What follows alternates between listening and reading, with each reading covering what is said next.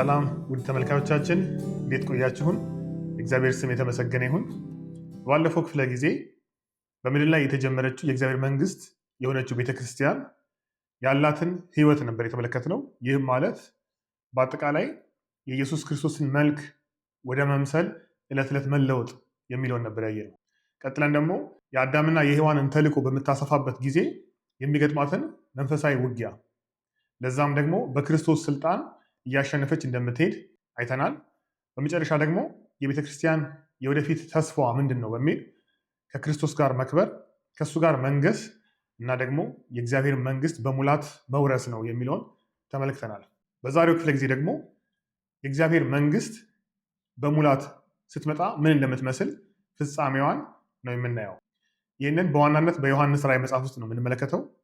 ነገር ግን የዮሐንስ ራዕይ መጽሐፍ ስለ ወደፊቱ ብቻ ሳይሆን ስላለፈውም ስለኛም ጊዜ የሚናገር ስለሆነ ስለ እግዚአብሔር መንግስት በአጠቃላይ የሚነግረን ነገር ከመጽሐፍ ውስጥ በማየት ነው የምንጀምረው።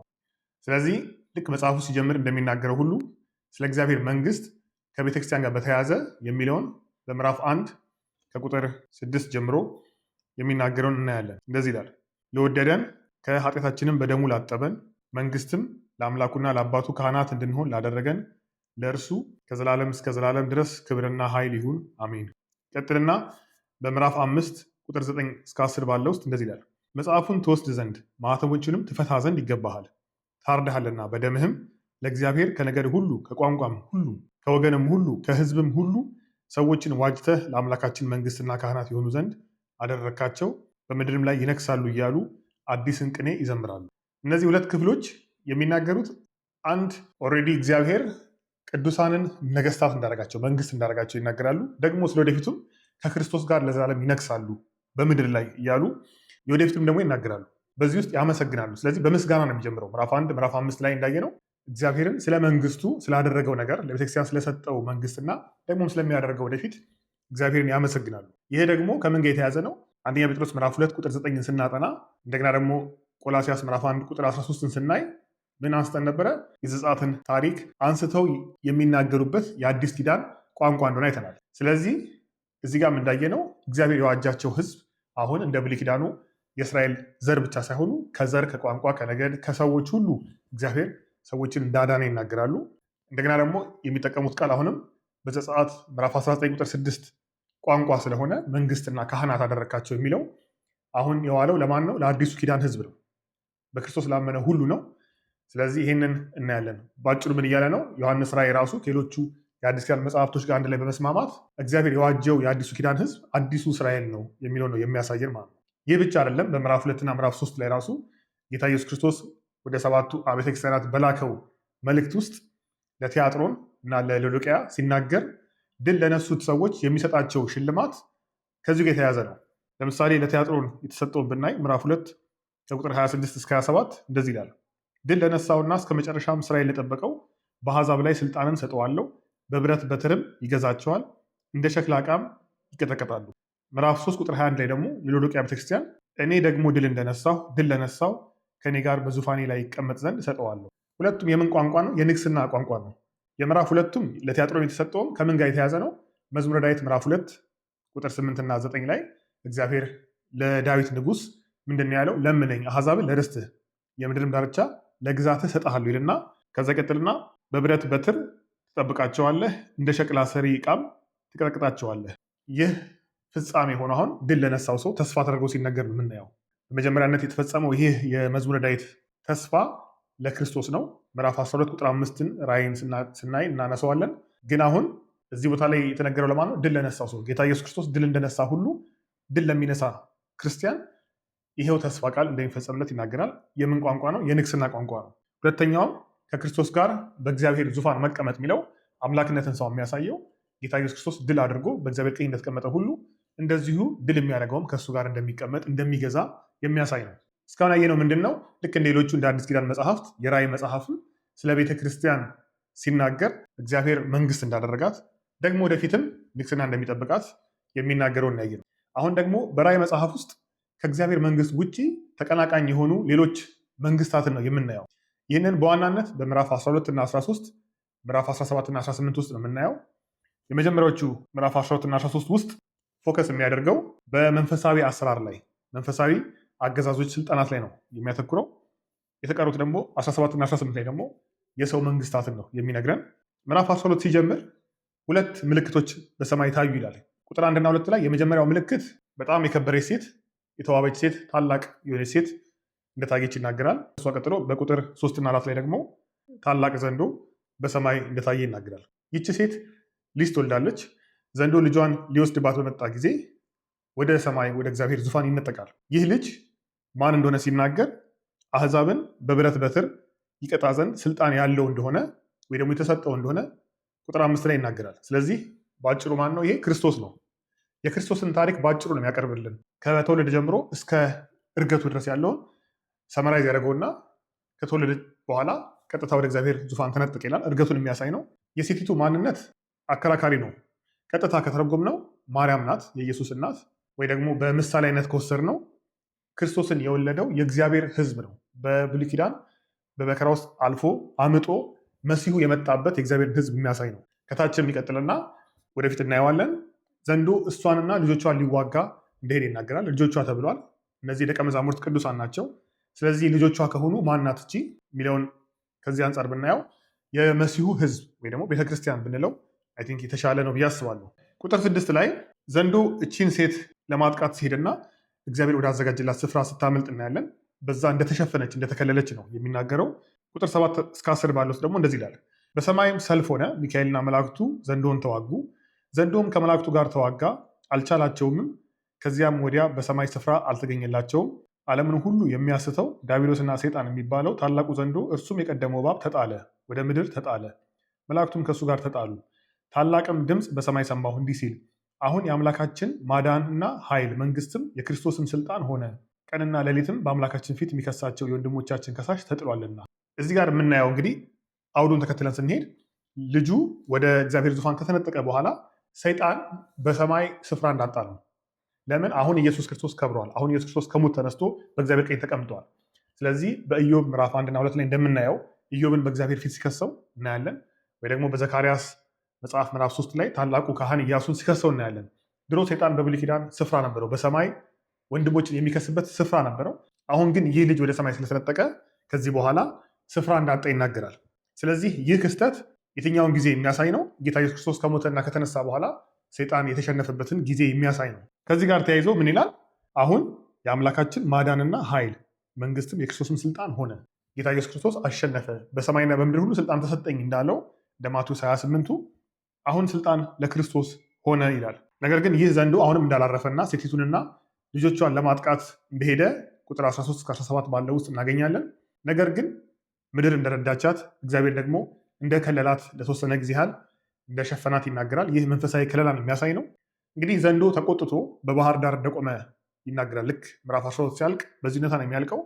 ከዛ ምዕራፍ 13 ሲጀምር ከባህር ውስጥ አውሬ ሲወጣ እናያለን። ይህ አውሬ 7 ራሶች 10 ቀንዶች እንዳሉት ይናገራል። ቁጥር 7-8 ባለው ውስጥ ምን ይላል? ቅዱሳንም ይዋጋ ዘንድ ድልም ያደርጋቸው ዘንድ ተሰጠው። በነገድና በወገን በቋንቋም በሕዝብም ሁሉ ላይ ስልጣን ተሰጠው። ከዓለምም ፍጥረት ጀምሮ በታረደው በግ ሕይወት መጽሐፍ ስሞቻቸው ያልተጻፉ በምድር የሚኖሩ ሁሉ ይሰግዱለታል። ልክ እንደ ትንቢተ ዳንኤል ምዕራፍ 7 ቁጥር 22 እና 25 ላይ እንዳየ ነው አራተኛው አውሬ ቅዱሳንን እንዲያሸንፋቸው ድል እንዲያደርጋቸው እንደተሰጠው ሁሉ ይሄኛውም አውሬ ቅዱሳንን እንዲያሸንፍ ድል እንዲያደርግ ይሰጠዋል። ይህ ድል ማድረግ በስጋ የሆነ ድል ማድረግ ነው፣ ምድራዊ የሆነ ድል ማድረግ ነው እንጂ ነፍሳቸው ወይም መንፈሳቸውን ድል ማድረግን አያሳይም። በመንፈስ እንደተጠበቁ ምዕራፍ 12 ላይ ሴቲቱን እግዚአብሔር ሲጠብቃት አይተናል። ስለዚህ በስጋቸው ግን ለተለያየ አይነት መከራ እንዲታልፉ እንዲሰጡና እንዲሞቱ እግዚአብሔር እንደፈቀደ የሚያሳይ ነው። ያ ብቻ አይደለም፣ ከነገድ ከቋንቋ ከወገን ሰዎችን ሁሉ ያስታል፣ እንዲሰግዱለትም ያደርጋል። እንግዲህ እዚህ ቦታ ላይ ዘንዶን ከዚህ በኋላ እናየው። ምዕራፍ 12 ሲያልቅ በባህር ዳር ቆሞ ነው ዘንዶ የምናየው። ከዛ በኋላ ይሄ አውሬ ከባህር ሲወጣ ነው ያየ ነው። ቀጥሎ ደግሞ ከታች ሁለተኛ አውሬ ከምድር ደግሞ ሲወጣ እናያለን። ቁጥር 11 ላይ ማን ብሎ ይጠቅሰዋል? ይህንን በዮሐንስ ራእይ ውስጥ ሐሰተኛው ነብይ ይለዋል። ስለዚህ አሁን 3 ነገሮች ያሉን፣ ዘንዶ አለ፣ የመጀመሪያው አውሬ አለ፣ ሁለተኛው አውሬ ሐሰተኛው ነብይ አለ። የመጀመሪያው አውሬ ራሱን በክርስቶስ መልክ ነው የሚገልጠው፣ ክብርም ሲቀበል እናያለን። ይሄ ሐሰተኛው ነብይም ለመጀመሪያው አውሬ ነው ሰዎችን የሚያማልለው፣ ለሱ ነው አምልኮን እንዲያቀርቡ የሚያደርገው። ስለዚህ ይሄ የመጀመሪያው አውሬ ሐሰተኛው ክርስቶስ ነው፣ በክርስቶስ መልክ ራሱን የሚገልጠው የክርስቶስ ተቃዋሚ የሆነው ነው። ሐሰተኛው ነቢይ ደግሞ በመንፈስ ቅዱስ አሰራር እሱን ተመስሎ የሚሰራ የስህተት መንፈስ ነው። ዘንዶ ደግሞ በእግዚአብሔር አብ ምሳሌ የሚሰራ ነው። አናየውም፣ ተሰውሯል። የሚሰራው በሁለተኛው አውሬና በሶስተኛው አውሬ ነው አልፎ የሚሰራው። ስለዚህ ሶስቱን ስናይ በስላሴ መልክ የሚሰራ የአጋንንት አሰራር ነው። ስለዚህ አሁን ከእግዚአብሔር መንግስት ውጭ ያለ መንግስት ነው በራእይ መጽሐፍ ውስጥ እያየን ያለ ነው። ይሄኛው መንግስት የማን ነው? የአጋንንት መንግስት ነው። ዘንዶ፣ ሐሰተኛው ክርስቶስና ሐሰተኛው ነቢይ የሚሰሩበት የአጋንንት መንግስት ነው የምናየው። ምዕራፍ 13 ላይ እንደሚናገር ይህ ሐሰተኛው ክርስቶስ ሰዎች በእጃቸውና ግንባራቸው ላይ ምልክት እንዲቀበሉ በማድረግ ዓለምን ሁሉ ሲቆጣጠርና ብዙዎችን ሲያስት እናያለን። ከዚህ የተነሳ ቅዱሳንን ሲዋጋና መከራ እንዲቀበሉ ሲያደርግ እናያለን። ይሄ ምዕራፍ 12 እና 13 ላይ የምናየው የአጋንንቱ መንግስት ነው። አሁን ደግሞ ምዕራፍ 17 እና 18 ላይ የሰው መንግስት እናያለን። እንግዲህ የሰው መንግስት ቢሆን ሀሳብ ዘፍጥረት ምዕራፍ 10ን ምዕራፍ 11 ስናጠና የባቢሎን ሰዎች ተነስተው ከተማ ሲሰሩ ለራሳቸው ስምን ለማቆም ሲፈልጉ አይተናል። ያው የሰው መንግስት ነው በዚህም ተገልጦ የምናየው። ምዕራፍ 17 ከቁጥር 1 እስከ 2 ባለው ውስጥ ታላቂቱ ጋለሞታ የሚላት ባቢሎንን ያሳየናል። ቁጥር 2 ላይ የምድርም ነገስታት ከእርሷ ጋር ሴሰኑ፣ በምድርም የሚኖሩ ከዝሙቷ ወይን ጠጅ ሰከሩ ይላል። ስለዚህ እቺ ሴት ነገስታትን ያረከሰች የዓለምን ህዝብ ያሰከረች ሴት ናት። ከዛም ይቀጥልና በቁጥር 3 ላይ የተቀመጠችበትን አውሬ ሲገልጽ 7 ራሶችና 10 ቀንዶች ባሉት በቀይ አውሬ ላይ ተቀምጣ ነበር ይላል። ተመሳሳይ አይነት አገላለጽ ነው። ምዕራፍ 13 ላይ ከባህሩ ስትወጣ ያየ ነው። ሐሰተኛው ክርስቶስ ያልነው አውሬ 7 ራስ 10 ቀንድ ያለው ጋር አንድ አይነት ነው። እሱ ላይ ተቀምጣ ምናያት ምን ያሳያል? እቺ ጋለሞታ ታላቂቱ ባቢሎን ከማን ጋር ነው አብራ የምትሰራው? ከሐሰተኛው ክርስቶስ ጋር አብራ እንደምትሰራ ከእሱ ጋር የተባበረች እንደሆነችና አብረው የሚሰሩ እንደሆነ ያሳያል። ቁጥር 4 ላይ ቀጥልና ደግሞ ልብሷን ሲገልጽ በቀይና በሐምራዊ ልብስ ተጎናጽፋ በወርቅና በከበሩ ድንጋዮች በዕንቁዎችም ተሸልማ ነበር ይላል። ምን የሚያሳይ ነው? ይሄ ሀብቷን ያሳያል። ደግሞ የምታማልልበትንም ክብር ያሳያል። በእነዚህ ነው እንግዲህ የምድር ነጋዴዎችን፣ ነገስታቶችን፣ የዓለምን ህዝብ ሁሉ የምታማልለው። ቁጥር 6 ላይ ደግሞ ይቀጥልና ሴቲቱም በቅዱሳን ደም በኢየሱስ ምስክሮች ደም ሰክራ አየኋት ይላል። ቁጥር 18 ደግሞ ያየሃትም ሴት በምድር ነገስታት ላይ የምትነግስ ታላቂቱ ከተማ ናት ይላል። ይህን ሁሉ ሰመራይ ስናደርገው ይቺ ሴት ማናት? ቁጥር 18 ላይ እንደፈታው በነገስታቶች ላይ ሁሉ የምትነግስ ታላቂቱ ከተማ ማናት? ሮም ናት። በእነሱ ጊዜ እንግዲህ ቀንዶች የምን ምሳሌ ናቸው? የነገስታት ምሳሌ ናቸው። ስለዚህ በ10 ቀንዶች በ7 ራሶች ላይ ተቀምጣ ስለምናያት በነገስታት ላይ የምትገዛ ከተማ ናት። ግን ምን ታካታለች? ፖለቲካውን ዓለም ታካታለች። ነገስታቶችን እንዳረከሰች ይናገራል። ከነሱ ጋር ግንኙነት እንዳላት ይናገራል። ኢኮኖሚንም የምትነካ ናት። ምን ማለት ነው? በሀብቷ በክብሯ ከነጋዴዎች ጋርም እንደሴሰነች ምዕራፍ 18 ላይ በስፋት ይናገራል።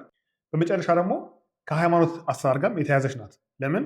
ቅዱሳንን ስትገድል ስታሳድድ እናያለን። ስለዚህ የፖለቲካውን የኢኮኖሚውን እንዲሁም ደግሞ የሃይማኖቱን አካባቢ የያዘች በዛ ውስጥ የምትሰራ የወደቀው የዚህ ዓለም ስራ ነው ወይ ደግሞ ሲስተም ነው ማለት ነው። በጊዜው የተገለጠችው በሮም ውስጥ ነው። በተለያየ ዘመናት ደግሞ ስትገለጥ እናያለን። ይቺ ሴት ባቢሎን ናት። ደግሞ ምዕራፍ 2 ላይ በዛው በራእይ መጽሐፍ ውስጥ ኤልዛቤል ተብላ ትጠቅሳለች። ቤተክርስቲያኑ ስትገባና በዝሙትና በጣዖት አምልኮ ቅዱሳንን ስታረክስ ወይ ደግሞ በሐሰት ትምህርቷ ቅዱሳንን ስታረክስ ኤልዛቤል ትባላለች። ለምን? በብሉይ ኪዳንም በእግዚአብሔር ሕዝብ መካከል ስትሰራ የነበረችው ቅዱሳንን ስታስገድል በጣዖት አምልኮና በዝሙት ሕዝቡ ስታረክስ የነበረችው ኤልዛቤል ነበረች። ከቤተክርስቲያን ስትወጣ ደግሞ ማ ትባላለች? ባቢሎን። ስለዚህ ተመሳሳይ የሆነ አሰራር ነው፣ ሲስተም ነው። በውጭው በፖለቲካው በኢኮኖሚው በሃይማኖታዊ ዓለም ላይ የሚሰራ ነው። በቤተክርስቲያን ውስጥ ደግሞ ስትገባ ኤልዛቤል ሆና በሃይማኖት ካባ ተሸፍና የምትሰራ ናት። ይሄ የሚያሳየው የሰውን መንግስት ነው፣ የሰውን ሲስተም ነው። የመንፈስን ዓለም አይተናል። አውሬውን፣ ዘንዶንና ሐሰተኛውን ነቢይ አይተናል። አሁን ደግሞ የሰውን መንግስት ነው የምናየው። ቀጥለ የምንመለከተው እነዚህ መንግስታት ሲወድቁ ነው የምናየው። የእግዚአብሔር መንግስት ስታሸንፍና እነዚህ መንግስታት ሲዋረዱ ነው የምናየው። እነዚህ 10 ቀንዶች ከበጉ ጋር ይዋጋሉ። እዛው ምዕራፍ ቁጥር 14 ላይ እነዚህም በጉን ይወጋሉ፣ በጉም የጌቶች ጌታና የነገስታት ንጉስ ስለሆነ እነርሱ ድል ይነሳል፣ ከእርሱም ጋር ያሉ የተጠሩና የተመረጡ የታመኑም ደግሞ ድል ይነሳሉ። ልክ እንደ ዳንኤል ምዕራፍ 7 የሰው ልጅና የልዑል ቅዱሳን በመጨረሻ ላይ ድል እንደሚያደርጉ በዚህም ቦታ እንደሚናገረው በጉና የታመኑት የእሱ ተከታዮች ድል ያደርጋሉ ይላል። ያ ብቻ አይደለም። የተቀመጠችበት አውሬ ራሱ ከሴቲቱ ጋር ሲጣላና እሷኑ መልሶ ሲያዋርዳት ቁጥር 16 ላይ እንደዚህ ይላል፣ ያየሃቸውም 10 ቀንዶችና አውሬው ጋለሞታይቱን ይጣላሉ፣ ባዶዋንም ራቁቷንም ያደርጓታል፣ ስጋዋንም ይበላሉ፣ በእሳትም ያቃጥሏታል። አብራው ተሰራ የነበረችው አውሬ ራሱ ሲነሳባት እና ሲያጠፋት ነው የምናየው። ምዕራፍ 18 ላይ በሙሉ የሚናገረው ስለ ባቢሎን ውድቀት ነው። በነቢያት ቋንቋ፣ በነ ኢሳያስ በነ ሕዝቅኤል ቋንቋ ባቢሎን ወደቀች ወደቀች፣ ያቺ የከበረች ከተማ ወደቀች እያለ ከእሷ ጋር የነበሩት ነጋዴዎች ከሩቅ ጥፋቷን እያዩ ሲያለቅሱላት ነው የምናየው። ስለዚህ እንደዛ ከብራ ያየናት መጨረሻዋ ምንድነው? ፍጻሜዋ ከራሱ ከአውሬው ጋር ትጣላለች፣ ደግሞም ትወድቃለች። ቀጥለ የምናገኘው የመጨረሻውን ውጊያ ነው። ምዕራፍ 19 ከቁጥር 11 እስከ 21 ባለው ውስጥ ጌታ ኢየሱስ ክርስቶስ ከሰማይ ይገለጣል። ስሙ የእግዚአብሔር ቃል የነገስታት ንጉስ የጌቶች ጌታ የተባለው እንደሆነ ይናገራል፣ እንደሚያሸንፍ። ያ ብቻ አይደለም። ከቁጥር 19 እስከ 20 ውስጥ አውሬውን ሐሰተኛ ክርስቶስ የሆነውንና ሐሰተኛውን ነቢይ ተይዘው ወደ እሳት ባህር ወደ ዲኑ ባህር ይጣላሉ ይላል። ምዕራፍ 20 ላይ ደግሞ ቁጥር 10 ላይ ደግሞ ዘንዶውን ተይዞ ከነዚህ ከሁለቱ ጋር አብሮ ወደ እሳቱና ወደ ዲኑ ባህር እንደተጣሉ ለዘላለም እንደሚሰቃዩ ይናገራል። ድል መጨረሻ ላይ የማን ነው? የበጉ ነው። ከዛም ይህ ስለሆነ በምስጋና ሲናገሩ እናያለን። የእግዚአብሔር መንግስት አሁን መጣች በሙላት፣ ድል ለበጉና ከሱ ጋር ላሉት ሆነ። ስለዚህ ምዕራፍ 11 ቁጥር 15 ላይ እንደዚህ ይላል፣ ሰባተኛው መልአክ ነፋ፣ በሰማይም የዓለም መንግስት ለጌታችንና ለእርሱ ለክርስቶስ ሆነች፣ ለዘላለም እስከ ዘላለም ይነግሳል የሚሉ ታላላቅ ድምፆች ሆኑ። ምዕራፍ 19 ቁጥር 6 ደግሞ እንደ ብዙ ህዝብ ድምፅ፣ እንደ ብዙ ውሆችም ድምፅ፣ እንደ ብርቱ ነጎድጓድ ድምፅ ያለ ድምፅ ሰማሁ እንዲህ ሲል፣ ሃሌሉያ፣ ሁሉን የሚገዛ ጌታ አምላካችን ነግሷል። ምስጋና ነው። እግዚአብሔር ነገሰ፣ የእግዚአብሔር መንግስት በሙላት መጣች፣ ክርስቶስ ነገሰ የሚል ምስጋና ነው የምናየው። የእግዚአብሔር መንግስት አሁን ተፈጸመች ማለት ነው። ይቀጥልና ከዚህ ጋር ምዕራፍ 19 ቁጥር 7 እና 8 የበጉ ሰርግ ስለደረሰ ሚስቱም ራሷን ስላዘጋጀች ደስ ይበለን፣ ሐሴትም እናድርግ፣ ክብርንም ለእርሱ እናቅርብ። ያጌጠና የተጣራ ቀጭን የተልባ እግር ልብስ እንድትጎናጸፍ ተሰጥቷታል። ቀጭኑ የተልባ እግር የቅዱሳን ጽድቅ ስራ ነውና ይላል። እዚህ ጋር የምናያት ሴት የበጉ ሚስት ናት። እሷም ተውባለች፣ አጊጣለች። በተቃራኒው ከባቢሎን ከታላቂቱ ጋለሞታ በተቃራኒ እቺም ለብሳለች። ግን የለበሰችው ልብስ ምንድን ነው? የቅዱሳን የጽድቅ ስራ ነው። ያችኛው የለበሰችው ሀብትን የሚያሳይ በኃጢአት የተሰበሰበ ሀብት እና ነጋዴዎችን ነገስታትን ያረከሰችበት እና ሰዎች የምታማልልበት ሲሆን፣ እችኛዋ ደግሞ የጽድቅ ስራዋን የሚያሳይ ነው። ይቺው የክርስቶስ ሚስት በምዕራፍ 21 ቁጥር 2 ላይ ከእግዚአብሔር ዘንድ ከሰማይ ስትወርድ አየሁ ይላል።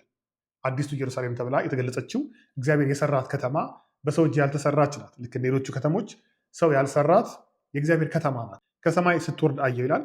ምንድን ነው ይሄ አስፈላጊነቱ? የእግዚአብሔር መንግስት መምጣት ጸልዩ የተባልነው፣ መንግስት ትምጣ ብላችሁ ጸልዩ የተባልነው የዚህ ጸሎት ፍጻሜ ነው። ቅዱሳን በሚሞቱበት ጊዜ ወደ ጌታ ይሄዳሉ።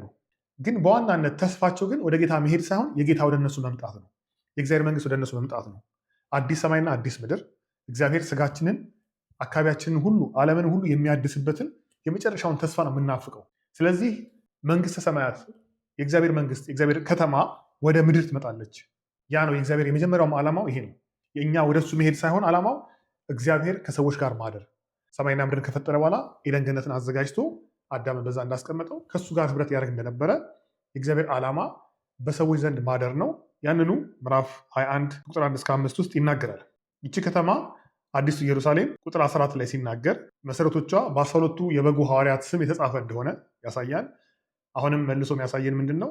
ይህ የአዲሱ ኢየሩሳሌም የአዲሱ እስራኤል ስብስብ እንደሆነ በ12ቱ ሐዋርያት መሰረት የተመሰረተ እንደሆነ የሚያሳይ ነው። ቅጥሮቿ አይዘጉም፣ ሁሌ ክፍት ናቸው። ለምን? ምንም የሚያስፈራት ነገር የለም። ክፉ ነገር ስለማይገባባት ሁሌ ክፍት ሆነው እንደሚቆዩ ይናገራል። ስለዚህ ይቺ ከተማ ከአዲሱ ሰማይና አዲሱ ምድር ጋር ተያይዛ ነው የምናየው። አሁን የእግዚአብሔር መንግስት ሰፋች። ለአዳምና ለሔዋን የተሰጠው ተልእኮ ተፈጸመ። የእግዚአብሔር መንግስት እስከ ምድር ዳር ድረስ ደረሰች። ሁሉ የእግዚአብሔር ማደሪያ፣ ሁሉ የእግዚአብሔር ክብር የተሞላበት፣ የእግዚአብሔር ሕዝብ የሞሉበት ሆነ ማለት ነው። ስለዚህ የዘፍጥረት ፍጻሜ ነው። የዘፍጥረት ፍጻሜ ስለመሆኑ የራእይ መጽሐፍ ራሱ ሲጨርስ በዘፍጥረት ቋንቋ ነው የሚጨርሰው። ምዕራፍ 22 ከቁጥር 1 እስከ 5 ያለውን ሳነብ እዛ ውስጥ ልታስተውሉ ትችላላችሁ። እንደዚህ ይላል፣ በአደባባዩ መካከል ከእግዚአብሔርና ከበጉ ዙፋን የሚወጣውን እንደ ብርሌ የሚያንጸባርቀውን የሕይወት ውሃ ወንዝ አሳየኝ። በወንዙም ወዲህና ወዲያ በየወሩ እያፈራ 12 ፍሬ የሚሰጥ የሕይወት ዛፍ ነበረ። የዛፉም ቅጠሎች ለሕዝብ መፈወሻ ነበሩ። ከእንግዲህም ወዲህ መርገም ከቶ አይሆንም። የእግዚአብሔርና የበጉ ዙፋን በእርሷ ውስጥ ይሆናል። ባሪያዎቹም ያመልኩታል፣ ፊቱንም ያያሉ፣ ስሙም በግንባሮቻቸው ይሆናል። ከእንግዲህ ወዲህ ሌሊት አይሆንም። ጌታ አምላክም በእነርሱ ላይ ያበራላቸዋልና የመብራት ብርሃንና የፀሐይ ብርሃን አያስፈልጋቸውም። ለዘላለም እስከ ዘላለም ይነግሳሉ። እዚህ ላይ እንግዲህ እንደምናየው ስለ ወንዝ ይናገራል። ከኤደን ገነት የሚወጣና ከዛ ለአራት የሚከፈሉ ወንዞች እንደነበሩ ምዕራፍ 2 ላይ ይነግረናል። ከዛ ቀጥሎ ደግሞ ስለ የሕይወት ዛፍ ይናገራል። ይህም ወደ ዘፍጥረት ምዕራፍ 2 የሚወስደን ነው። ደግሞም መርገም አይሆንም ይላል። መርገም ምዕራፍ 3 ላይ በወደቁ ጊዜ አዳምና ሔዋን የመጣውን መርገም፣ ኖህም ደግሞ ልጁን ካም በበደለው ጊዜ ከነዓንን እንደረገመ አይተናል። ከዛም ደግሞ ይቀጥልና ከእንግዲህ ወዲህ ሌሊት አይሆንም ይላል። መሸም ነጋም አንድ ቀን እያለ ዘፍጥረት ምዕራፍ 1 ላይ እግዚአብሔር በሚፈጥርበት ጊዜ ሌሊትና ቀን የሚለውን ሀሳብ አይተናል። ከዚህ በኋላ ሌሊት አይሆንም፣ ፀሐይ አያስፈልግም። እግዚአብሔር ፀሐይና ብርሃናትን ጨረቃን እንደፈጠረ ከዋክብት እንደፈጠረ ይናገራል ዘፍጥረት ላይ። አሁን ይሄ አያስፈልግም፣ ለዘላለም እስከ ዘላለም ይነግሳሉ። የንግስና ሀሳብ ደግሞ ዋናው ሀሳብ ነው። ዘፍጥረት የጀመረበት ሀሳብ ነው። በእሱን የሚጨርሰው። ከዛ ተጨማሪ ምዕራፍ 21 ላይ ባህር ደግሞ አላየሁም ይላል። ባህር ደግሞ በዘፍጥረት ምዕራፍ 1 እግዚአብሔር ሲፈጥር እየከፈለ ባህሩን የብስን እያወጣ እንደሰራ አይተናል። ስለዚህ ከዚህ በኋላ የሚከፈል ነገር የለም። ከዚህ በኋላ ከዚህ አትለፍ ብሎ እግዚአብሔር የሚከለክለው እየመጣ አልፎ አልፎ የሚያጠፋ የባህር ኃይል የለም። ባህር የነውጥ ምሳሌ ነው። ብዙ ጊዜ በብሉይ ኪዳን እንደውም ከክፋት ጋር አብሮ ያያይዙታል። የክፋት ምንጭ እንደሆነ ሌዋቲያን የሚባለው እባብ በባህር ውስጥ እንዳለ እግዚአብሔር እንደቀጣው ይናገራል። እስራኤልን ያሻገረው ባህር ከፍሎ ነው። ከዚህ በኋላ ባህር የለም ሲል ምን እያለ ነው? እግዚአብሔርን ሕዝብ የሚዋጋ የሚገዳደር እግዚአብሔር ሊከፍለው የሚገባ ነገር ምንም የለም እያለ ነው የሚናገረው። ስለዚህ በአዲሱ ኢየሩሳሌም በአዲስ ሰማይና ምድር በእግዚአብሔር መንግስት ፍጻሜ የዘፍጥረት ሀሳቦች ሁሉ ከዘፍጥረት 1 ጀምሮ ያነሳናቸውን ሀሳቦች ሁሉ ፍጻሜ አሁን በዚህ እናያለን። እግዚአብሔር የጀመረውን ሀሳብ ይፈጽመዋል፣ አልተወውም። ያንኑ እቅድ ያጠቃልላል። የእግዚአብሔር መንግስት እስከ ዓለም ፍጻሜ ትገዛለች፣ ሁሉን ትወርሳለች። እግዚአብሔር ምድርና ሰማይን ያድሳል፣ ከህዝቡ ጋር ይኖራል፣ ህዝቡም ለዘላለም ይነግሳሉ የሚለው ነው የምናየው። እንግዲህ በዛሬው ክፍል በዮሐንስ ራእይ ውስጥ በዋናነት የእግዚአብሔር መንግስት እንዴት እንደተቀመጠች፣ በተለይ ደግሞ እግዚአብሔር ህዝቡን እንዳነገሰ ደግሞም እንደሚያነግስ የተናገረበትን፣ ከእግዚአብሔር መንግስት ውጭ ያሉ ተቃራኒ የሆኑትን መንግስታት የአጋንንትንም የሰውንም መንግስታት አይተናል። መጨረሻቸውን ደግሞ ጥፋታቸውን በጉና ከእሱ ጋር ያሉት ቅዱሳን ሲያሸንፏቸው አይተናል። በመጨረሻ የእግዚአብሔር መንግስት በሙላ ስትመጣ ምን እንደምትመስል በዮሐንስ ራእይ ምዕራፍ 21 እና 22 ውስጥ ደግሞ ለማየት ሞክረናል። በዚህ ክፍለ ጊዜ እንደጠቀማችሁ ተስፋ አደርጋለሁ። በሚቀጥለው ክፍለ ጊዜ ደግሞ እግዚአብሔር ቢፈቅድ ከዚህ እስካሁን ካደረግነው ጥናት የእግዚአብሔር መንግስት በሚለው ርዕስ ያየነውን በሙሉ ሰብስበን ደግሞ ከዛ ውስጥ የምንወስዳቸውን ለትምህርታችን ለህይወታችን የሚሆኑትን ነጥቦች የምናነሳበት ይሆናል። እስከዛው ጊዜ እግዚአብሔር ጸጋና ሰላም ከእናንተ ጋር ይሁን።